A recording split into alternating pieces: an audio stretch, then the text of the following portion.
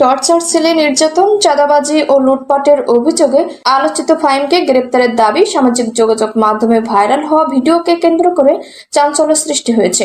দলীয় পরিচয় ব্যবহার করে টর্চার সেলে নির্যাতন, চাঁদাবাজি ও লুটপাট সহ একাধিক অপকর্মের অভিযোগ উঠেছে ফাহিম নামের এক যুবকের বিরুদ্ধে। ভিডিও ভাইরাল হওয়ার পর থেকেই বিষয়টি তীব্র আলোচনা সমালোচনার জন্ম দিয়েছে। বিশেষ করে দলীয় নেতাকর্মীদের মধ্যে ক্ষোভ বিরাজ করছে। অনেকে প্রকাশ্যে ফাহিমের বিরুদ্ধে অবস্থান নিয়ে তাকে গ্রেপ্তারের দাবি তুলেছেন। নেতাকর্মীদের অভিযোগ, ফাহিমের মতো অসামাজিক কর্মকাণ্ডে জড়িত ব্যক্তির কারণে দলের ভাবমূর্তি মারাত্মকভাবে ক্ষুণ্ণ হচ্ছে। তারা বলেন, দলের ব্যানার ব্যবহার করে কেউ অপরাধে জড়ালে সেটি পুরো সংগঠনের উপর দায়ী হয়ে দাঁড়ায়। ফাহিমের কর্মকাণ্ডে আজ দল জনগণের চোখে প্রশ্নবিদ্ধ হয়েছে। স্থানীয় সূত্রে জানা যায়, দীর্ঘদিন ধরে ফাহিম প্রভাব খাটিয়ে এলাকায় চাঁদাবাজি ও দখলবাজির সঙ্গে জড়িত। সম্প্রতি টর্চার সেলে নির্যাতনের ভিডিও প্রকাশ্যে আসার পর তার বিরুদ্ধে ক্ষোভ আরও বাড়ছে।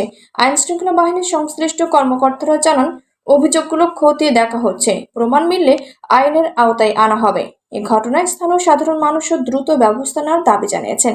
তাদের মতো দোষীদের বিরুদ্ধে দৃষ্টান্তমূলক শাস্তি না হলে অপরাধ বাড়তেই থাকবে।